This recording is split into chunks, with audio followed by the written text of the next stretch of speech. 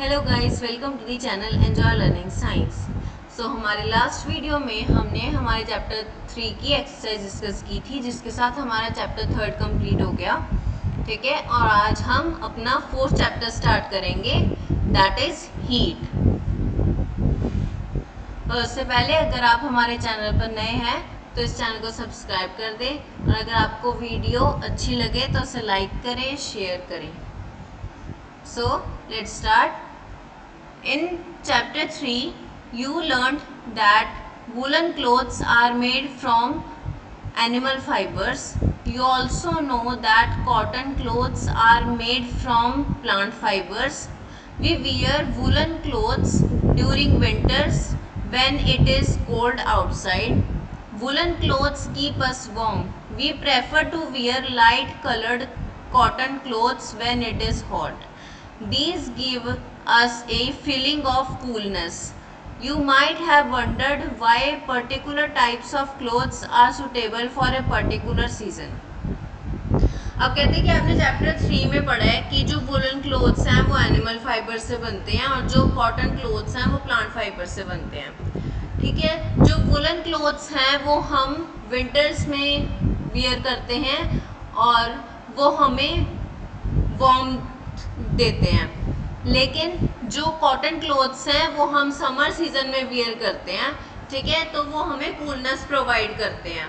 क्या आपने कभी सोचा है कि ऐसा क्यों है कि पर्टिकुलर सीजन के लिए पर्टिकुलर टाइप ऑफ क्लोथ क्यों है? In winter you feel cold inside the house, if you come out in the sun you feel warm. In summer, you feel hot even inside the house. How do we know whether an object is hot or cold? How do we find out how cold or hot an object is? In this chapter, we shall try to seek answers to these of questions, to some of these questions. ठीक है, तो ये कहते हैं कि जब winter season होता है तो हमें घर के अंदर ठंड लगती है, और अगर हम घर से बाहर जाएं और वहाँ पर सन हो, ठीक है, तो उसकी जो सन रेज हैं उससे हमें वार्मथ मिलती है। लेकिन समर सीजन में हमें घर के अंदर और घर के बाहर दोनों जगह ही बहुत गर्मी लगती है। तो कहते हैं कि हमें कैसे पता चलेगा कि कोई ऑब्जेक्ट कोल्ड है या हॉट है। ठीक है, तो और हमारे आसपास जो भी चीज़ें हैं वो हॉट है या कोल्ड है, तो इस चैप्टर में हम इन सारी क्वेश्चंस के आंसर्स फाइंड आउट करेंगे। Okay, now 4.1 hot and cold. In our day to day life we come across a number of objects. Some of them are lot and some of them are cold. ठीक है, अब कहते हैं कि हम अपने daily life में बहुत सी चीज़ें, बहुत से जो ऑब्जेक्ट्स हैं उनसे गुजरते हैं। कुछ हॉट होते हैं, कुछ कोल्ड होते हैं। T is a hot and ice is cold. जो चाय है वो गर्म होती है और बर्फ़ ठंडी होती है। List some objects you use commonly in table 4.1. Mark these objects as hot or cold. अब कहते हैं कि इन्होंने जो टेबल नीचे दिया है 4.1, उसमें आपको कुछ ऑब्जेक्ट्स लिस्ट करने हैं जो आप डेली रूटीन में यूज करते हो और उनको हॉट और कोल्ड मार्क करना है।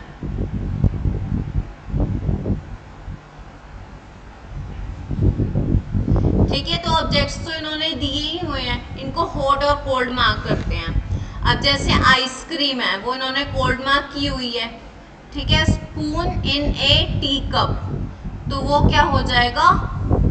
हॉट, तो वो हो जाएगा हॉट। ठीक है, now fruit juice, fruit juice क्या हो जाएगा? That is cold. ठीक है, और handle of A fry pan, जो फ्राई पैन का हैंडल है वो क्या होगा? That is hot. ठीक है, तो ice cream cold, spoon in a tea cup hot, fruit juice cold, handle of A frying pan hot. आगे बढ़ते हैं। Do not touch objects which are too hot. Be careful while handling a candle flame or a stove. कहते हैं उन चीज़ों को बिल्कुल भी टच मत करो जो बहुत ज़्यादा गर्म होती हैं, ठीक है। और जब आप कैंडल फ्लेम करते हो, कैंडल जलाते हो या स्टोव जलाते हो, तो उस टाइम आपको बहुत केयरफुली उन्हें बर्न करना है। We see that some objects are cold while some are hot. You also know that some objects are hotter than others while some are colder than others. How do we decide which object is hotter than the other? We often do it by touching the objects. But is our sense of touch reliable? Let us find out. अब कहते हैं कि कुछ objects cold होते हैं, कुछ hot होते हैं। कुछ ऐसे होते हैं कि जो जैसे आपने दो ऑब्जेक्ट्स रखे, ठीक है, दोनों ही गर्म है, लेकिन उनमें कंपैरिजन हो गया कि कौन सा ज़्यादा गर्म है। ऐसे कोल्ड में कि दो ऑब्जेक्ट्स हैं, दोनों ही ठंडे हैं, उसमें ये आपको ये कंपैरिजन करना है कि कौन सा ज़्यादा ठंडा है। अब हम ये कैसे डिसाइड करते हैं कि वो कौन सा ज़्यादा ठंडा है या कौन सा ज़्यादा गर्म है? उन्हें टच करके, ठीक है। तो कहते हैं कि पर क्या हमारी सेंस जो है, हमारी टचिंग की जो सेंस है वो इनफ है? आगे देखते हैं। एक्टिविटी 4.1, टेक 3 स्मॉल टब्स और containers, label them as A, B and C। ठीक है, कहते हैं कि अब 3 टब या कंटेनर ले लो और उनको A, B, C लेबल कर दो।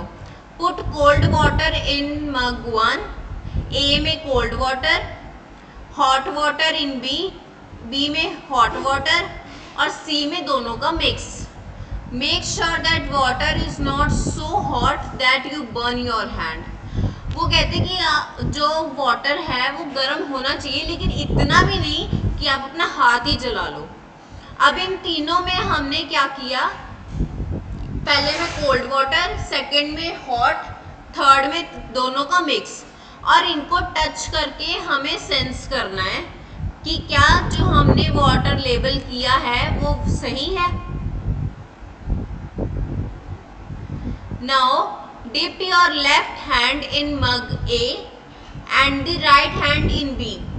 After keeping the hands in the 2 mugs for 2-3 minutes, put both the hands simultaneously in C. Do both the hands get the same feeling? अब कहते हैं कि पहले तो आप A में रखो, एक हैंड अपना A में रखो, दूसरा B में, ठीक है। ए का हाथ अपना लेफ्ट आपने ए में रखा, राइट आपने बी में रखा, तो जो लेफ्ट है वो कोल्ड फील करेगा और जो राइट है वो हॉट फील करेगा, ठीक है। अब हमारे कंटेनर के अकॉर्डिंग अब कहते हैं कि दोनों हाथों को इकट्ठे निकालो और सी में इकट्ठे डाल दो, तो अब क्या फील करोगे, क्या आपके जो दोनों हैंड्स हैं वो एक ही टेम्परेचर फील कर रहे हैं? Bujo says my left hand tells me that the water in C is hot and the right hand tells me that the same water is cold. What should I conclude? अब बूजो कहता है कि जो मेरा left hand है वो बता रहा है कि ये जो वाटर है वो हॉट है, जो राइट हैंड है वो बता रहा है कि ये कोल्ड है। अब मैं कहती कि क्या कंक्लूजन निकालूं इसका। Bujo's confusion shows that we cannot always rely to our sense of touch to decide whether an object is hot or cold. Sometimes it may deceive us. ठीक है, अब कहते हैं कि बूजो की कंफ्यूजन हमें ये बता रही है कि हमेशा हमारा जो सेंस ऑफ टच है वो सही नहीं होता, कई बार वो हमें कंफ्यूजन भी क्रिएट कर देता है। Then how do we find out how hot an object really is? A reliable measure of the hotness of an object is its temperature. Temperature is measured by a device called thermometer. अब कहते हैं कि अब कैसे पता लगाया जाए कि कौन सा ऑब्जेक्ट कितना हॉट है, तो कहते हैं कि किसी ऑब्जेक्ट का जब हम हॉटनेस मेजर करते हैं तो वो उसका टेम्परेचर होता है, ठीक है, उस टर्म को टेम्परेचर कहते हैं, जो भी उसकी डिग्रीज नोट होती है, ठीक है। और जो टेम्परेचर नोट करने के लिए जो डिवाइस हम यूज करते हैं उसको थर्मामीटर कहते हैं। Now 4.2 measuring temperature. अब हम इसमें पढ़ेंगे कि टेम्परेचर कैसे मेजर होता है। Have you seen A thermometer? क्या आपने कभी थर्मामीटर देखा है? रिकॉल दैट व्हेन यू और someone else in your family had fever the temperature was measured by A thermometer. कहते हैं कि आप याद करो जब आपकी फैमिली का कोई भी मेंबर बीमार होता है, उसका फीवर होता है स्पेशली, ठीक है, तो उस टाइम थर्मामीटर से उसका टेम्परेचर मेजर किया जाता है। The thermometer that measures our body temperature is called a clinical thermometer. जो हमारी बॉडी का टेम्परेचर नोट डाउन करता है उसको क्लिनिकल थर्मामीटर कहते हैं। Hold the thermometer in your hand and examine it carefully. If you do not have a thermometer, request a friend to share it with you. A clinical thermometer looks like the shown in 4.2. ठीक है, अब कहते हैं कि thermometer अपने hand में fold करो और उसको केयरफुली एग्जामिन करो कि जो उसमें टेम्परेचर दिखा रहा है वो कौन सा है। That will be room temperature. ठीक है, if you do not have, अगर आपके पास नहीं है तो आप अपने फ्रेंड से रिक्वेस्ट करके ले सकते हो। और क्लिनिकल थर्मामीटर की इमेज जो है वो उन्होंने यहाँ पे दी हुई है। ये देखो, ये जो उन्होंने यहाँ पे इमेज दी है, it is clinical thermometer. Okay, आगे बढ़ते हैं। A clinical thermometer consists of a long narrow uniform glass tube. It has a bulb at one end. This bulb contains mercury. Outside the bulb, a small shining thread of mercury can be seen. अब ये clinical thermometer है, ठीक है, ये long होता है, narrow होता है, ठीक है, आगे से नैरो हो गया, ठीक है, और यूनिफॉर्म ग्लास ट्यूब है ये, ठीक। ये पूरा थर्मामीटर ही लॉन्ग होता है और नैरो होता है। नैरो मतलब बहुत पतला होता है, ठीक है। इसके यहाँ पर ये बल्ब है, इसमें मरकरी है, और ये जो रेड कलर की लाइन है ये मरकरी की थ्रेड है जहाँ पर आपका टेम्परेचर नोट होता है, ठीक है। इसमें मरकरी ट्रैवल करती है और इसमें जहाँ पर, जैसे यहाँ पर ये मरकरी का लाइन स्टॉप हुई तो इट मीन्स तो वो हमारा टेम्परेचर हो जाएगा। तो इसने क्या दिखाया, 37 degree Celsius, that is the room temperature. Okay. Now, if you do not see the mercury thread, rotate the thermometer a bit little till you see it. You will also find a scale on the thermometer. The scale we use is the Celsius scale indicated by degree C. ठीक है, कहते हैं अगर आपको mercury thread नहीं दिख रहा तो आप थोड़ा सा टेम्परेचर उस थर्मामीटर को रोटेट भी कर सकते हो जब तक कि आपको ये लाइन विजिबल नहीं हो जाती, ये वाली, ठीक है। तो कहते हैं कि जो उसमें लाइन स्केल होती है थर्मामीटर में वो सेल्सियस स्केल है जिसकी नोटेशन उन्होंने दी हुई है, that is degree C. Now Bujo wondered which of the two scales shown in the figure he should read. Paheli told him that India has adopted the Celsius scale and we should read that scale. The other scale with the range 94 to 108 degrees is the Fahrenheit scale. It was in use earlier. ठीक है, अब पूछो कहता है कि उस पे तो दो स्केल दिए हुए हैं, ठीक है, जैसे ये एक ये है, ठीक है, दूसरा ये है, ठीक है। अब पूछा कहता है कि इस पे तो दो स्केल दिए हुए हैं, अब कौन सा देखना है। तो पहेली ने उसे बताया कि जो इंडिया है उसने सेल्सियस स्केल अडॉप्ट किया है तो हमें वही देखना है। जो दूसरा है 94 to 108 वो फ़ारेनहाइट स्केल है, ठीक है, जो हम पहले यूज किया करते थे। A clinical thermometer reads temperature from 35 degrees to 42 degrees. जो क्लिनिकल थर्मामीटर है वो 35 डिग्री से 42 डिग्री का टेम्परेचर नोट करता है। Now activity 4.2 reading a thermometer. अब थर्मामीटर कैसे रीड करते हैं, let us learn how to read a thermometer. First note the thermometer temperature difference indicated between the two bigger marks. ठीक है, पहले तो कहते हैं कि आप वो टेम्परेचर डिफरेंस नोट कर लो जो दो बिगर मार्क्स में के बीच में का है। Also note down the number of divisions between these marks shown by smaller marks. ठीक है, जो स्मॉलर डिविजन्स हैं इनकी, ठीक है, वो भी नोट कर लो कि ए को कितने में डिवाइड किया हुआ है। Suppose the bigger marks read 1 degree and there are 5 divisions between them, then one small division can read 1 divided by 5, that is 0.2 degrees।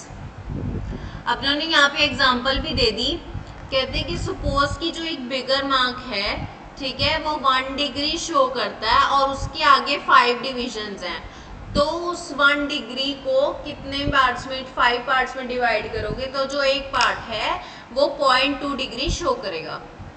Now precautions to be observed while using a clinical thermometer. Thermometer should be washed before and after use, preferably with an antiseptic solution. ठीक है, जो thermometer है उसको use करने से पहले और use करने के बाद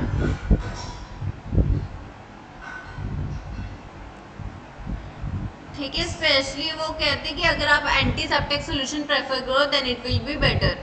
ensure that before use the mercury level is below 35 degrees. ठीक है, जो कहते हैं कि आपकी यूज करने से पहले जो मर्करी का लेवल है वो 35 डिग्री से कम होना चाहिए। Read the thermometer keeping the level of mercury along the line of site. ठीक है, अब जैसे इसमें दिखाया हुआ है फिगर में, इसमें ऐसे आपको ऐसे रीड करना है, आपको जो मर्करी है, ठीक है, उसकी लाइन को ऐसे रीड करना है। Handle the thermometer with care, if it hits against some hard object it can break. ठीक है, आपको बहुत केयरफुली हैंडल करना है थर्मामीटर को, अगर ये किसी हार्ड ऑब्जेक्ट से लगा तो ये ब्रेक हो जाएगा। Don't hold the thermometer by the bulb while reading it। जो थर्मामीटर है कभी भी आपको बल्ब से होल्ड नहीं करना जब आप उसको रीड कर रहे हो, उसका टेम्परेचर रीड कर रहे हो, क्योंकि अगर आप उसको बल्ब से होल्ड करोगे तो वो आपके हैंड का टेम्परेचर नोट कर लेगा और वही आपको शो करेगा। Wash the thermometer preferably with an antiseptic solution, hold it firmly and give it for a few jerks।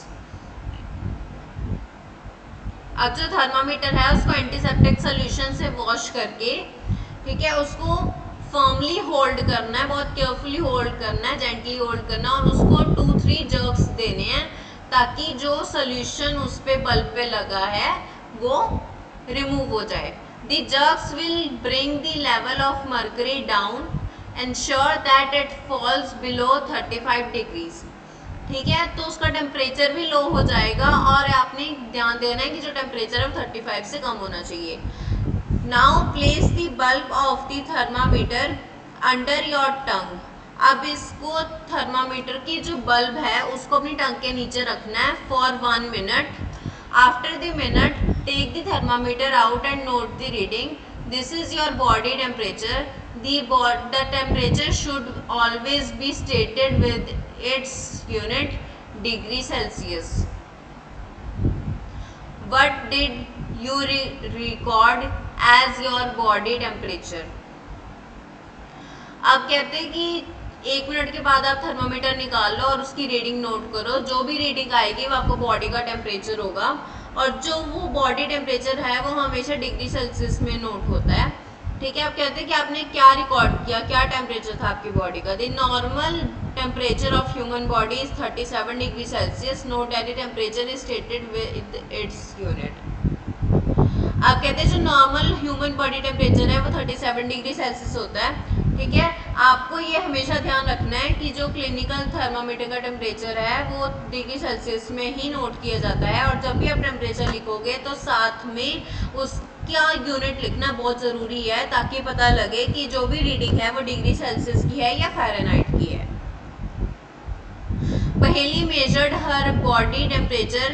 She got worried as it was not exactly 37 degree Celsius. आप कहते हैं कि पहेली ने अपनी बॉडी का टेम्परेचर नोट किया और वो परेशान होगी कि उसका जो बॉडी टेम्परेचर है वो 37 डिग्री नहीं आया. Let us try to assure पहेली that there is nothing very wrong with her. ठीक है, अब हम उसको समझाने बचाने की कोशिश करते हैं कि उसके साथ कुछ भी गलत नहीं हुआ है. Now activity 3. Measure the body temperature of some of your friends, at least 10, with a clinical thermometer. Record your observations as in table 4.2. Is the body temperature of every person 37 degree Celsius? आप कहते हैं कि इस table में आपको अपने at least 10 friends की जो बॉडी टेम्परेचर है वो नोट करना है विद द क्लिनिकल थर्मामीटर. और आपने ये देखना है कि जो आपके फ्रेंड्स हैं उनके बॉडी का टेम्परेचर 37 डिग्री सेल्सियस ही आ रहा है. The temperature of every person may not be 37 degree Celsius. It could be slightly higher और स्लाइटली लोअर. ठीक है, सबका 37 नहीं आएगा, थोड़े से अप्स एंड डाउन्स होंगे. Actually, what we call normal temperature is the average body temperature of a large number of healthy persons. कहते हम 37 जो कहते हैं वो एवरेज बॉडी टेम्परेचर है हेल्दी पर्सन का. एवरेज है, not the exact. The clinical thermometer is designed to measure the temperature of human body only. और जो क्लिनिकल थर्मामीटर है वो सिर्फ ह्यूमन बॉडी का ही टेम्परेचर नोट कर सकता है. The temperature of human body normally does not go below 35 or above 42. कहते हैं जो बॉडी का टेम्परेचर है, ह्यूमन बॉडी का जो टेम्परेचर है वो कभी भी 35 से नीचे और 42 से ऊपर नहीं जाता. That is the reason that this thermometer has a range 35 to 42 degree Celsius. इसीलिए ये जो थर्मामीटर है इसकी रेंज 35 से 42 डिग्री सेल्सियस है. Bujo got a naughty idea. He wanted to measure the temperature of hot milk using a clinical thermometer. पहेली stopped him from doing so. अब कहते हैं कि पूजो के दिमाग में एक शैतानी आइडिया आया कि उसने गर्म दूध का टेम्परेचर नोट करने की कोशिश की क्लिनिकल थर्मामीटर से और पहेली ने उसे ऐसा करने से रोका भी. Caution: do not use a clinical thermometer for measuring the temperature of any object other than the human body. Also avoid keeping thermometer in sun or near a flame. It may break. आप कहते हैं कि ये ध्यान रखना, this is the disclaimer, this is the caution, कि आप कभी भी क्लिनिकल थर्मामीटर को ह्यूमन बॉडी के टेम्परेचर के अलावा किसी का भी टेम्परेचर नोट करने के लिए यूज़ नहीं करोगे और ना ही उसे सन में या किसी फ्लेम के पास रखोगे, वो ब्रेक हो जाएगा. Now 4.3 laboratory thermometer. अब लेबोरेटरी थर्मामीटर रीड करते हैं. So how do we measure the temperature of other objects. तो हम बाकी ऑब्जेक्ट्स का टेम्परेचर कैसे मेजर करें, क्योंकि हमने तो सबका मेजर करना है. For this purpose there are other thermometers. One such thermometer is known as the laboratory thermometer. ठीक है, इस पर्पस के लिए और थर्मामीटर्स हैं जिनमें से एक लेबोरेटरी थर्मामीटर भी है. The teacher will show you this thermometer. Look at it carefully and note the highest and the lowest temperature it can measure.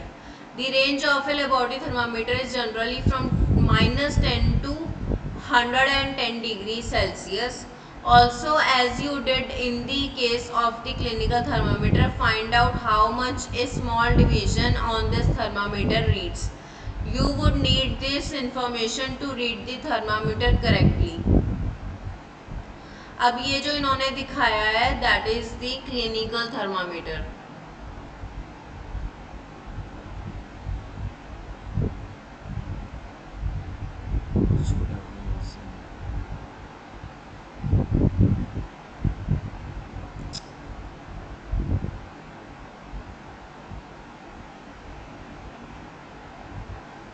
Okay, so this is the clinical thermometer. Sorry laboratory thermometer, ठीक है। तो इसकी reading जो है वो -10 से -110 तक है। हेयर इज -10, 0 और 110। और इसकी भी आपको डिविजन्स नोट करनी है, जैसे हमने क्लिनिकल थर्मामीटर की नोट की थी, ठीक है। तो ये आपको करेक्ट टेम्परेचर नोट करने में हेल्प करेगा। Let us now learn how this thermometer is used. अब हम पढ़ते हैं कि थर्मामीटर कैसे यूज होगा। Before that, different types of thermometers are used for different purposes. The maximum and minimum temperatures of the previous day reported in weather reports are measured by thermometer called the maximum or minimum thermometer. ठीक है, अब हर एक चीज के लिए different thermometer है, ठीक है। जो हम वेदर रिपोर्ट पढ़ते हैं तो उसका जो थर्मामीटर है that is maximum to minimum thermometer. Now activity 4.4, take some tap water in a beaker or a mug, dip the thermometer in water so that the bulb is immersed in water but does not touch the bottom of or the sides of the container. Hold the thermometer vertically. Observe the movement of mercury in the thermometer. Wait till the mercury thread becomes steady. अब कहते हैं कि आपने एक beaker या एक मग में पानी लेना है, टैप वाटर लेना है, ठीक है। और उसमें आपको थर्मामीटर डाल देना है, उसका बल्ब वाला साइड बॉटम में डालना है और मेक श्योर कि वो बल्ब ना तो बॉटम को टच करे और ना ही साइड्स को, ठीक है। आपको उसको वर्टिकली रखना है, ओके। और उसकी मरकरी की मूवमेंट एब्जॉर्ब करनी है और उसको तब तक आपको पानी में रखना है जब तक कि मरकरी मूव करना स्टॉप नहीं हो जाता।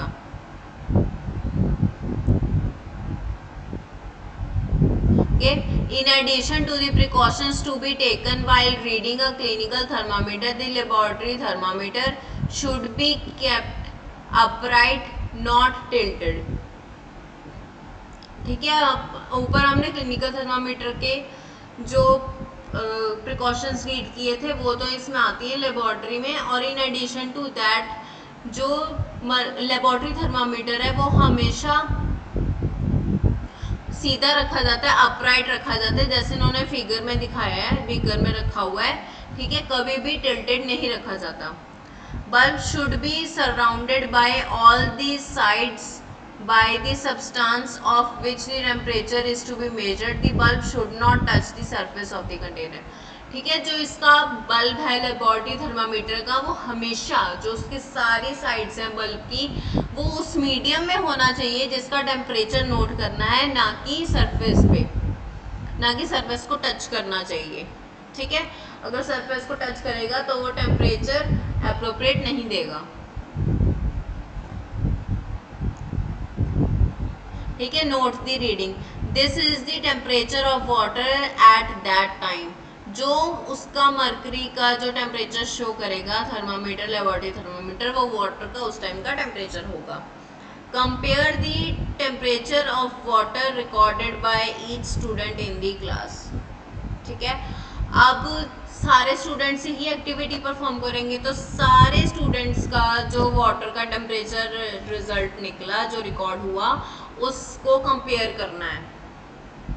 बूजो now understands why clinical thermometer cannot be used to measure high temperatures but still wonders whether a laboratory thermometer can be used to measure his body temperature. कहते हैं बूजो को ये तो समझ आ गया कि जो क्लिनिकल थर्मामीटर है वो हाई टेम्परेचर मेजर करने के लिए यूज नहीं करते, लेकिन वो कहता है कि जो लेबोरेटरी थर्मामीटर है वो हमारी बॉडी का टेम्परेचर नोट करने के लिए यूज हो सकता है, ह्यूमन बॉडी का। Are there any variations in the readings, क्या जो स्टूडेंट्स की रीडिंग उन्होंने नोट की उसमें कोई भी वेरिएशन था? Discuss the possible reasons. Let us try to answer this question. कहते हैं कि अब उसके जो अगर वेरिएशन है तो उसकी रीजंस क्या है, आगे बढ़ते हैं। Activity 4.5, take some hot water in a beaker और a mug, dip the thermometer in water, wait till the mercury thread becomes steady and note the temperature. Now take out the thermometer from water. Observe carefully what happens now.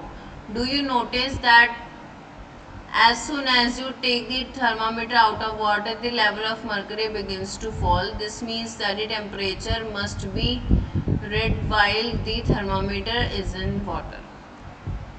आप कहते हैं कि एक beaker में आप hot water लो, ठीक है, उसमें आप थर्मामीटर डिप कर दो, और वही कि जब तक उसका मर्क्यूरी का लेवल राइज होना स्टॉप नहीं हो जाता तब तक आप उसे उसी में रखो।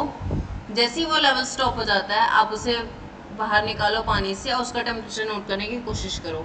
आप क्या ऑब्जर्व करोगे कि जैसे आपने टेम्परेचर थर्मामीटर को बाहर निकाला पानी में से, उसका लेवल डिक्रीज होना स्टार्ट हो गया, उसका लेवल फॉल हो गया मर्क्यूरी का। तो आपने इससे क्या कंक्लूजन निकाला कि अगर आपको हॉट वाटर का टेम्परेचर नोट करना है तो वो तभी नोट करना जब वो पानी के अंदर है। अगर आप उसे बाहर निकालोगे तो वो एटमॉस्फेरिक टेम्परेचर नोट करेगा। You may recall that while taking your own temperature, you have to take the thermometer out of your mouth to note the reading. Can you then use the laboratory thermometer to measure your body temperature? Obviously, it is not convenient to use the laboratory thermometer for this purpose. कहते कि अब आप recall करो कि आप जब भी clinical thermometer use करते थे अपना टेम्परेचर मेजर करने के लिए, तो आप माउथ से बाहर निकाल के टेम्परेचर रीड करते थे। लेकिन अगर आप लेबोरेटरी थर्मामीटर यूज़ करोगे तो उसको तो आपको माउथ में रख के ही टेम्परेचर नोट करना होगा, क्योंकि जैसे आप माउथ से बाहर निकालो उससे टेम्परेचर चेंज हो जाएगा। तो इसका मतलब कि आप लेबोरेटरी थर्मामीटर यूज़ नहीं कर सकते। Boojho wonders why the level of mercury should change at all when the bulb of the thermometer is brought in contact with another object. अब बूजो ये जानना चाहते हैं, बड़ा हैरान है ये सोचकर कि जैसे ही जो मरकरी का बल्ब है वो किसी और ऑब्जेक्ट के कांटेक्ट में आता है उसका टेम्परेचर जो है वो चेंज हो जाता है। Why does the mercury not fall or rise in a clinical thermometer when taken out of mouth? अब ये क्लिनिकल थर्मामीटर में क्यों नहीं होता, उसका टेम्परेचर राइज और फॉल क्यों नहीं होता जब हम उसको माउथ से बाहर निकालते हैं? Observe a clinical thermometer again. Do you see a kink near the bulb? अब कहती है आप क्लिनिकल थर्मामीटर को डीपली ऑब्जर्व करो, क्या आपको उसके बल्ब के पास कोई किंक नहीं नजर आ रहा? यहाँ पर आपको कुछ नजर आ रहा है, ठीक है? That is what is the use of the kink? It prevents mercury level from falling on its own, ठीक है? अब ये प्रिवेंट करते हैं कि जो मर्करी है वो उसका टेम्परेचर, वो उसका लेवल जो है वो फॉल या राइज ना हो जब वो किसी और ऑब्जेक्ट के कांटेक्ट में जाए। There is a lot of concern over the use of mercury in thermometers. Mercury is a toxic substance and is very difficult to dispose of if a thermometer breaks. These days digital thermometers are available which do not use mercury. ठीक है, जो mercury है वो जो temperature उसमें thermometers में use की जाती है दैट इज वेरी टॉक्सिक, ठीक है? Mercury is very toxic. तो अगर कोई थर्मामीटर जो है वो ब्रेक हो जाता है तो मर्करी को डिस्पोज ऑफ करना बहुत डिफिकल्ट है, इसीलिए आजकल डिजिटल थर्मामीटर्स आ गए जिसमें मर्करी यूज नहीं होती। Now 4.4 transfer of heat. You might have observed that a frying pan becomes hot when kept on a flame. It is because the heat passes from the flame to the utensil.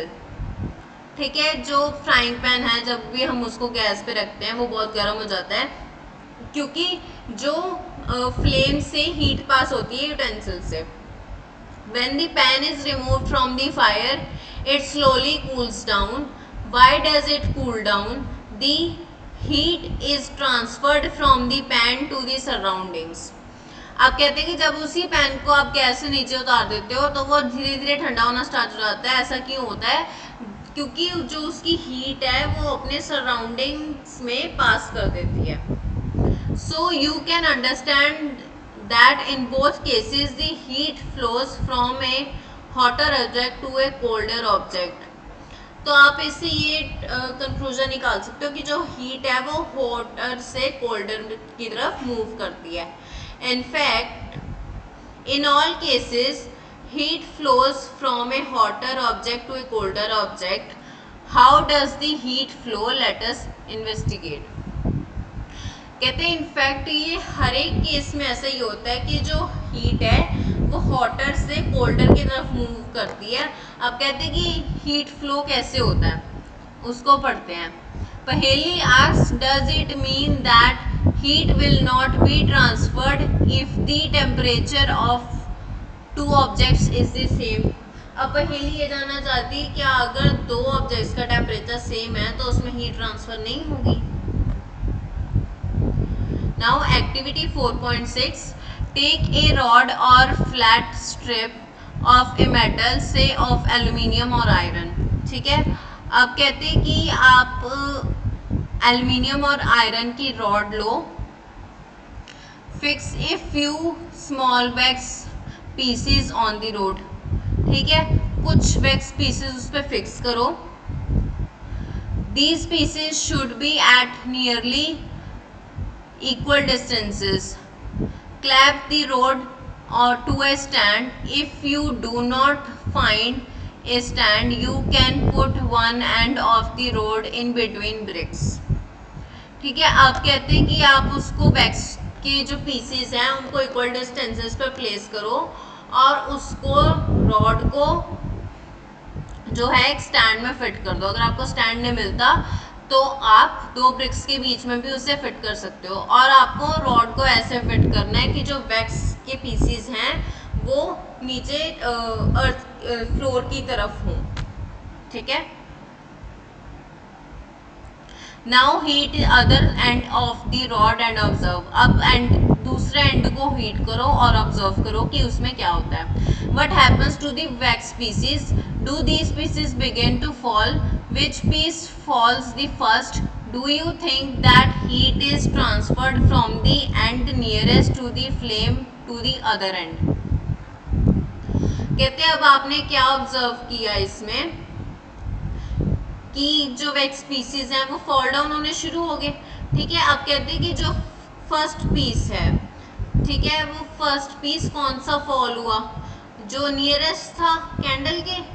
ठीक है, अब कहते हैं आप इससे क्या conclusion निकाल सकते हो कि जो फ्लेम है वो नियरेस्ट एंड से अदर एंड पर पास हो रही है.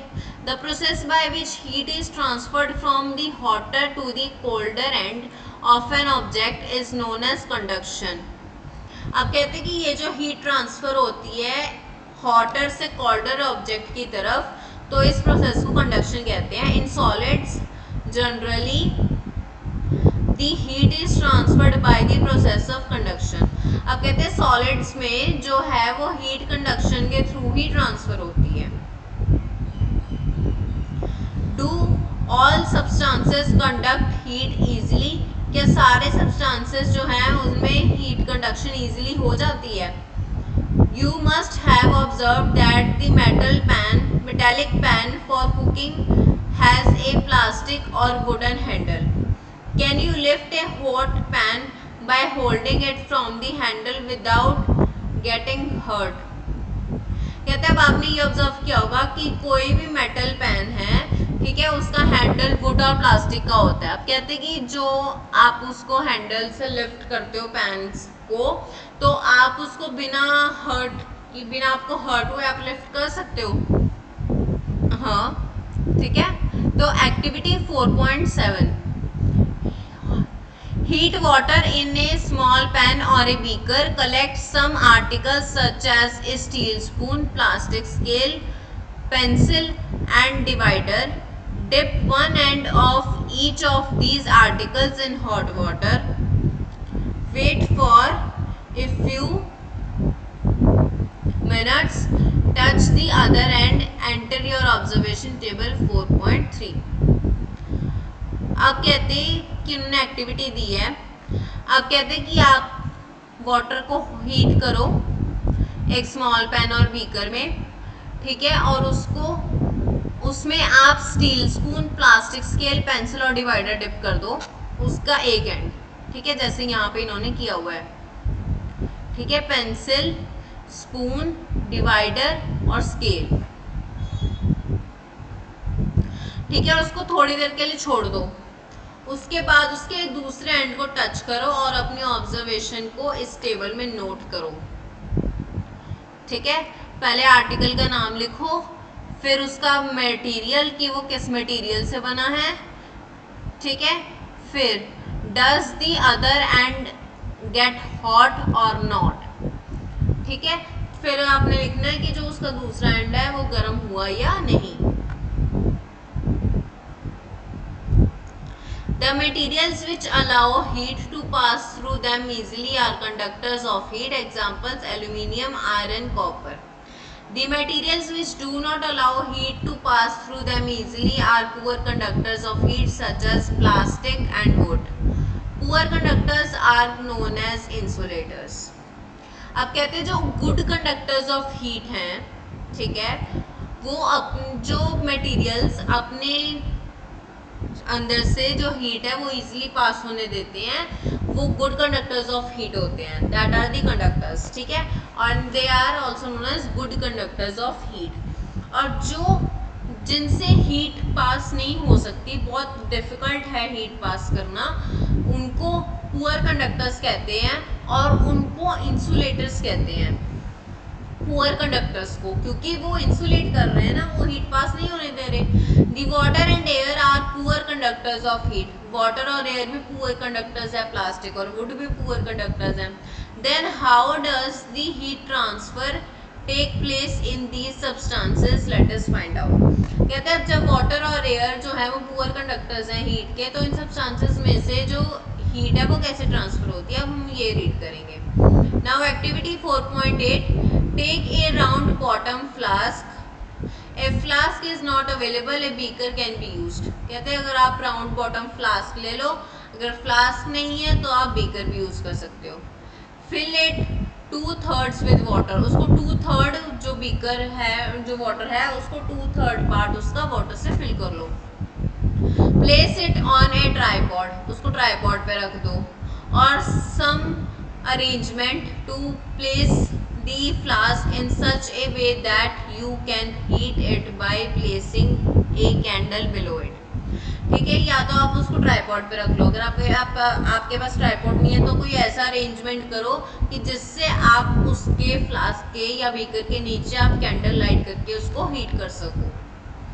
Wait till the water in a flask is still, ठीक है, जब तक फ्लास्क में से वाटर खत्म नहीं हो जाता तब तक आपको वेट करना है। Place a crystal of potassium permanganate at the bottom of flask gently using a straw.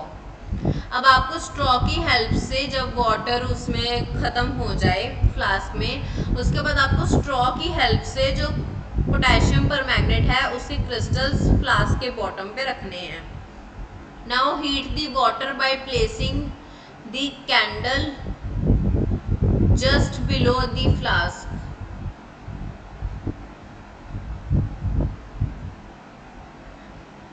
ठीक है, पहले आपको क्या करना है कि उसको फ्लास्क को या बीकर को 2/3 फिल करना है, ठीक है, फिर उसको ट्राईपॉड पे या किसी ऐसे अरेंजमेंट पे जिस पे आप नीचे कैंडल ग्लो कर सकते हो, ठीक है, उस पर रखना है। उसके बाद आपको स्ट्रॉ की हेल्प से पोटेशियम परमैंगनेट के जो क्रिस्टल्स हैं वो फ्लास्क के बॉटम पे रखने हैं। उसके बाद आपको नीचे जो है वो कैंडल ग्लो कर देनी है।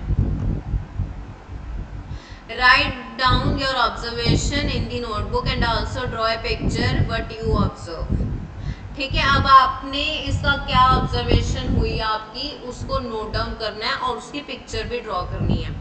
When water is heated, the water near the flame gets hot. Hot water rises up. The cold water from the sides moves down towards the source of heat. This water also gets hot and rises, and water from the sides move down. This process continues till the whole water gets heated. This mode of heat transfer is known as convection. अब कहते हैं कि क्या हुआ जब आपने उसको candle light की नीचे कैंडल ब्लो, ठीक है, जलाई, उसको कैंडल बर्न की, तो क्या हुआ कि बॉटम पे जो वाटर था वो गर्म हुआ, ठीक है, वो बॉटम वाला वाटर गर्म हुआ तो वो फ्लास्क की साइड से ऊपर आ गया, ठीक है, वो वाटर ऊपर आ गया, जो कोल्ड वाटर था वो नीचे चला गया, ठीक है। अब पानी जब गर्म हुआ तो उसका वेट लाइट हो गया, तो लाइट वेट ऊपर फ्लोट करने लगा, और जो कोल्ड वाटर था उसका वेट हैवी था तो वो नीचे आ गया। ऐसे ये प्रोसेस चलता रहा जब तक कि सारा पानी जो है वो गर्म नहीं हो गया। अब इस हीट ट्रांसफर को कि जो बॉटम पर जो ऑब्जेक्ट हीट हो गया वो सरफेस पे चला गया, जो सरफेस का कोल्ड ऑब्जेक्ट है, ठीक है, वो साइड्स के थ्रू बॉटम पे आ गया। इस ट्रांसफर ऑफ हीट को, इस मोड को कन्वेक्शन कहते हैं। Now how does the heat travel in air? अब एयर में कैसे ट्रेवल करती है, क्योंकि वो तो पुअर कंडक्टर ऑफ हीट है। In such direction, in which direction does the smoke go? ठीक है, जो ऐसी कौन सी डायरेक्शन है जिसमें स्मोक जाती है? The air near the heat source gets hot and rises. अब जो गर्म सोर्स के आसपास की जो हवा है वो भी गर्म हो जाती है, ठीक है। The air from the sides comes in to take its place, ठीक है। अब जो साइड्स की जो हवा है वो गर्म हो जाती है, वो अंदर आ जाती है और अपनी प्लेस ले लेती है। In this way the air gets heated, the following activity confirms this idea, ठीक है। अब नीचे एक्टिविटी करेंगे उससे हमें जो है वो कंफर्म हो जाएगा, क्लियरली हमारा कंसेप्ट क्लियर हो जाएगा। Now activity 4.9, light a candle, keep one hand above the flame and one hand at the side of the flame. Do your hands feel equal hot? If not, which hand feels hotter and why? Be carefully keep your hands at a safe distance from the flame so that they do not get burned. ठीक है, अब कहते हैं कि candle light करो, उसके एक hand तो रखो कैंडल के ऊपर, ठीक है, और दूसरा रखो कैंडल की साइड पर, और आप ऑब्जर्व करो कि आपकी हीट की क्या फीलिंग है, ठीक है। और एक क्वेश्चन है, इसमें क्वेश्चन है कि जो आपका हैंड आप उसके ऊपर रख रहे हो कैंडल के फ्लेम के, तो वो आप इतने डिस्टेंस पे रखो कि आपका हाथ जल ना जाए, ठीक है, जैसे इसने रखा है, ये हैंड ऊपर है, ये हैंड साइड पे है। Notice that towards the top the air gets heated by convection. Therefore, the hand above the flame feels hot. One side, however, there is no convection and air does not feel as hot as the top. ठीक है, अब कहते हैं कि जो hand top पे था वहाँ पर तो कन्वेक्शन की हेल्प से जो एयर थी, क्योंकि उसका ऊपर जाने का रास्ता बंद हो गया ना, ठीक है, तो उस एरिया में जो एयर थी वो गर्म हो गई कन्वेक्शन प्रोसेस से, तो जो टॉप वाला हैंड है उसको ज़्यादा हीट फील होएगी in comparison to the side hand. The people living in a coastal areas experience an interesting phenomena. अब जो कोस्टल रीजन में पीपल रहते हैं वो एक बहुत इंटरेस्टिंग फिनोमेना एक्सपीरियंस करते हैं। During the day the land gets heated faster than the water. The air over the land becomes hotter and rises up. The cooler air come from sea rushes in towards the land to take its place. The warm air from the land moves towards the sea to complete the cycle. The air from the sea is called the sea breeze. अब कहते हैं दिन के time पे क्या होता है कि जो लैंड है वो पानी से ज़्यादा जल्दी गर्म हो जाती है, जो हवा है लैंड के ऊपर वो गर्म हो जाती है और वो राइज कर जाती है, ठीक है, और जो ठंडी हवा है वो सी से लैंड की तरफ आती है और अपनी जगह लेती है, ठीक है। जो गर्म हवा है लैंड की वो सी की तरफ जाती है अपना साइकिल कंप्लीट करने के लिए। अब जो सी से हवा आ रही है, ठंडी हवा आ रही है, उसको सी ब्रीज कहते हैं। क्या है कि ड्यूरिंग द डे, ठीक है, सन की रेज से जो लैंड है, लैंड की जगह पे जो एयर है वो गर्म हो गई, ठीक है, और जो पानी की जगह पे एयर है वो ठंडी है। अब क्या हुआ, क्योंकि वो लैंड वाली एयर गर्म होगी तो वो लाइट हो गई, ठीक है, तो वो सी की तरफ मूव कर जाएगी, और जो सी वाली एयर है वो कोल्ड है तो वो लैंड की तरफ मूव कर जाएगी। अब इस पूरे साइकिल को हम सी ब्रीज कहते हैं, क्योंकि जो ठंडी हवा है वो सी की तरफ से आ रही है। अब इसका रिवर्स हो जाता है जब नाइट में। To receive the cooler sea breeze, the windows of the houses in coastal areas are made to face the sea. At night, it is exactly the reverse. ठीक है, अब सी ब्रीज के time पर अब उनको ठंडी हवा चाहिए तो जो उनकी विंडोज हैं वो सी की तरफ होती हैं। अब कहते हैं रात को बिल्कुल इसका एग्जैक्टली उल्टा हो जाता है कि जो वाटर है वो लैंड से स्लोली ठंडा होता है।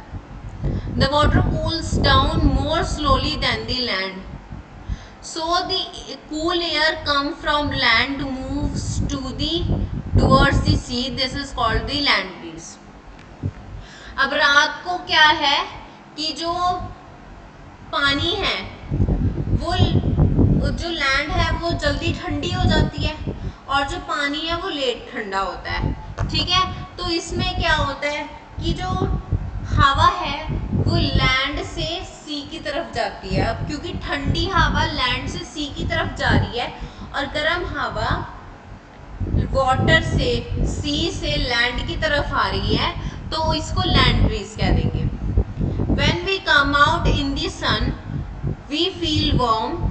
How does the heat from the sun reaches us?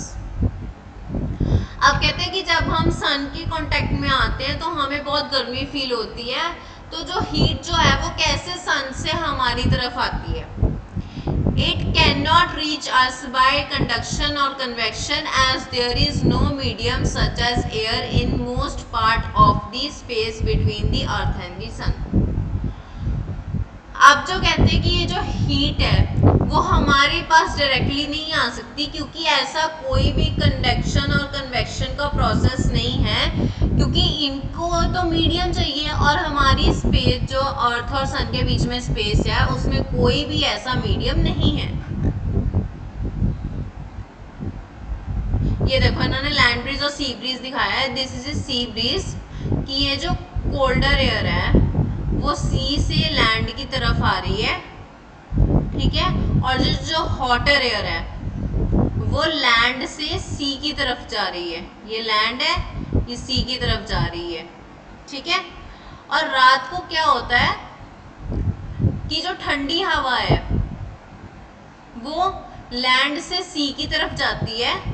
ये लैंड है, ये सी की तरफ जा रही है ठंडी हवा, और जो गर्म हवा है वो पानी से लैंड की तरफ आ रही है, ठीक है।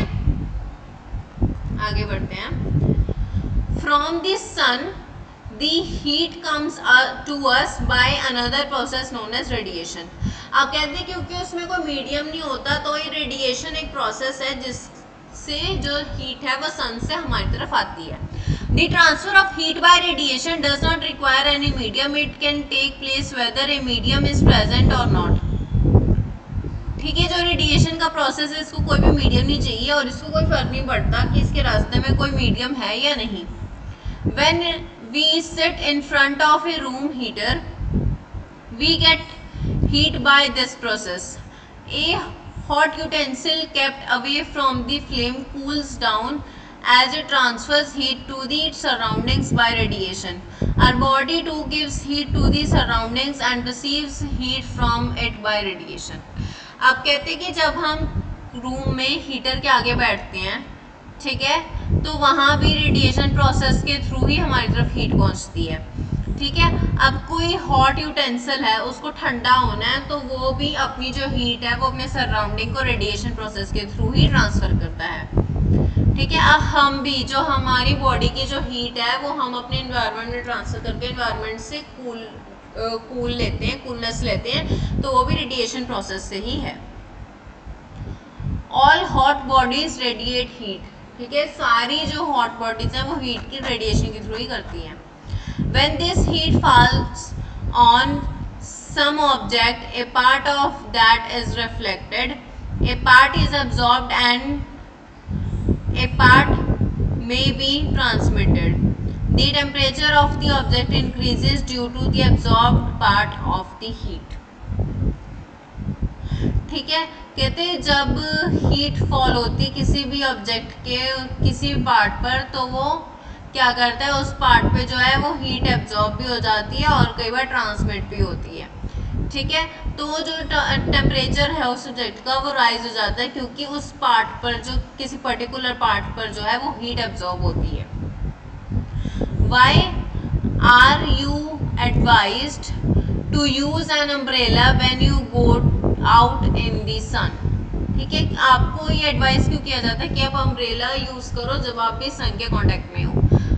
Now 4.5 kinds of clothes we wear in summer and winter. अब हम किस तरह के कपड़े पहनते हैं सीजन के हिसाब से।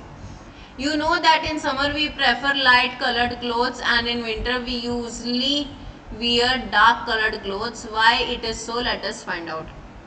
अब कहते हैं कि आपको पता है कि हम समर में बहुत ही लाइट कलर के कपड़े पहनते हैं और विंटर्स में डार्क कलर के कपड़े पहनते हैं। अब कहते हैं ऐसा क्यों होता है, हम आगे पढ़ेंगे। Now activity 4.10.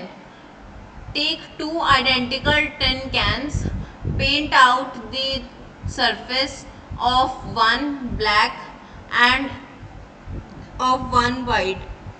Pour equal amounts of water in each and leave them in the midday sun for about an hour.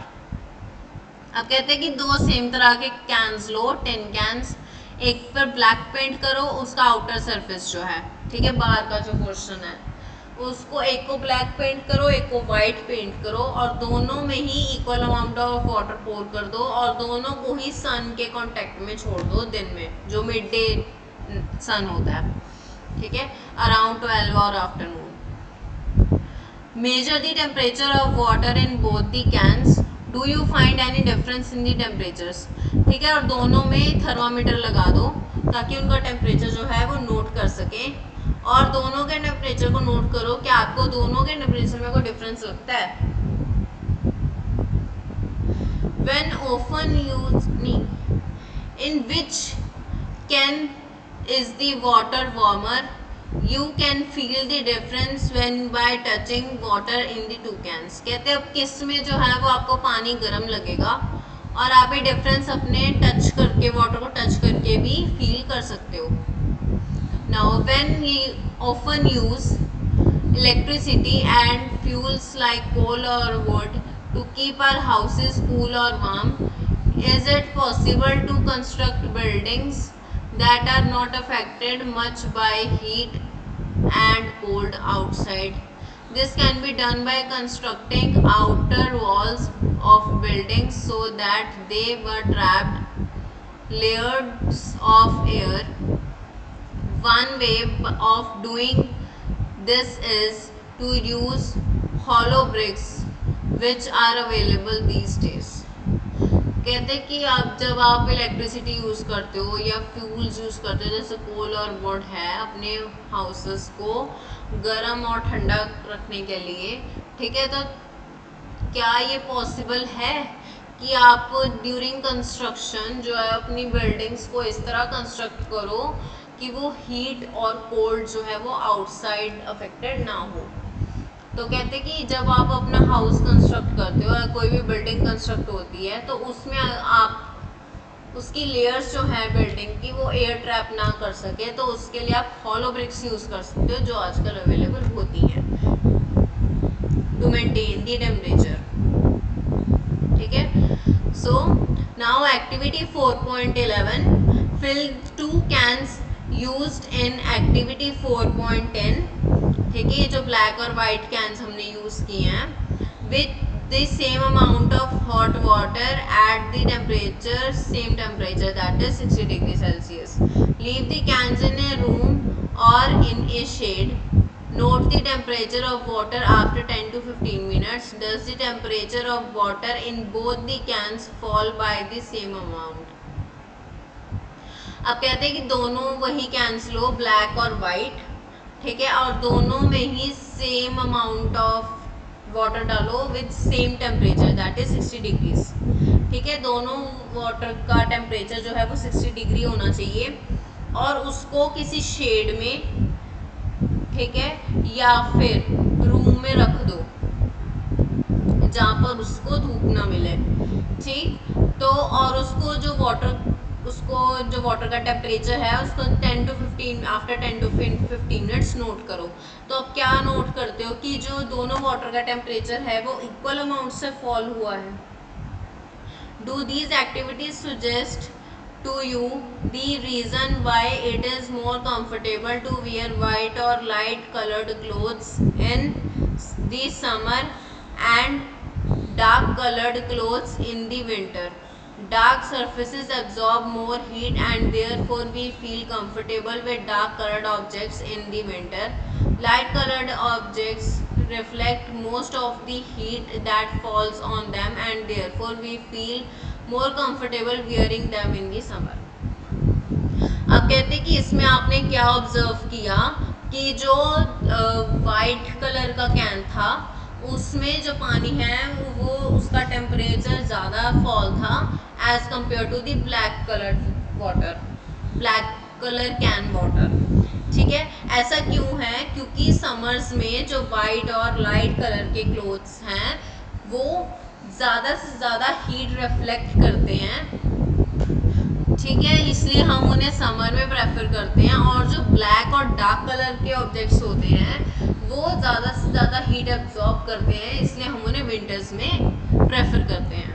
Woollen clothes keep us warm in winter.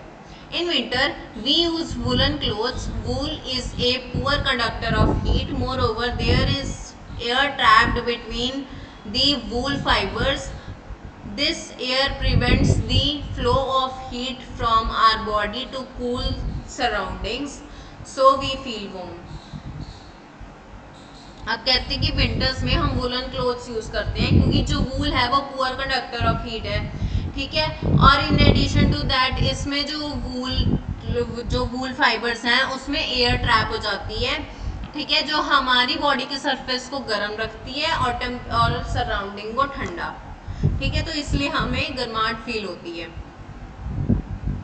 Suppose you are given to the choice in winter of using either one thick blanket or two thin blankets joined together.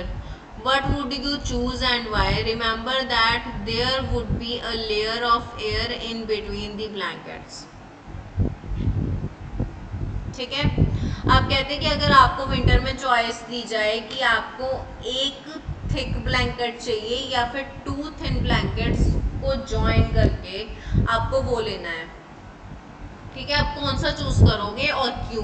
और आपको एक बात का ध्यान रखना है कि जो वो थिन ब्लैंकेट्स हैं उनके बीच में एयर की लेयर भी है.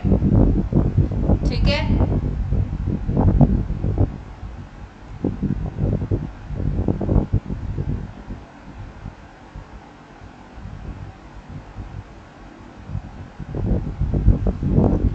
Now keywords. Celsius scale. It is the temperature unit. It is the temperature scale which is measured the temperature on the clinical thermometer or the laboratory thermometer. Conduction. ठीक है, it is the process of transfer of heat from the hotter object to the colder object is called conduction. Conductors, the objects through which it is easy to pass the heat through them are called conductors. Convection. Okay. When the bottom hot water or air move to the surface and the surface cold water or air move to the bottom from the sides, this cycle or process is known as convection. Insulator. The objects which are poor conductors of heat, that is, it is difficult to pass heat through them, are called insulators. Land breeze. During night, in the coastal areas, during night when the cold air pass to the sea and the hot air pass to the land is called land breeze. Radiation. It is the process of transfer of heat which do not require any medium, is known as radiation. Sea breeze. In coastal areas, during daytime when the cold air travel from sea to land and the hot air travel from land to sea is called sea breeze. Temperature. To measure the hotness of the object is known as temperature. Thermometer. The object which is used to identify the temperature of the object is known as thermometer. Now what you have learned from the chapter?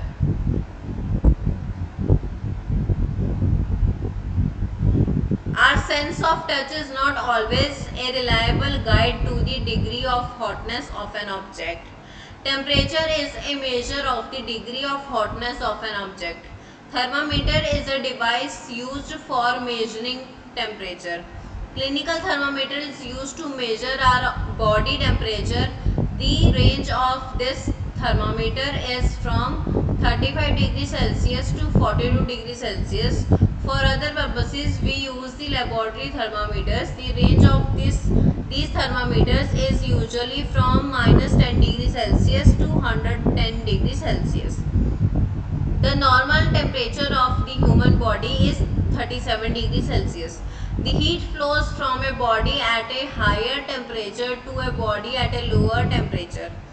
There are three ways in which heat can flow from one object to another. These are conduction, convection and radiation. In solids, generally the heat is transferred by conduction. In liquids and gases, the heat is transferred by convection. No medium is required for transfer of heat by radiation. The materials which allow heat to pass through them easily are conductors of heat. The materials which do not allow heat to pass through them easily are called insulators. Dark colored objects absorb more heat than the light colored objects. This is the reason we feel more comfortable in light colored clothes in the summer. Woolen clothes keep us warm during winter. It is so because wool is a poor conductor of heat and it has air trapped in between the fibers. So that's all for today. I hope कि आपको video अच्छी लगी. So मिलते हैं अगली video के साथ. Thanks for watching the video.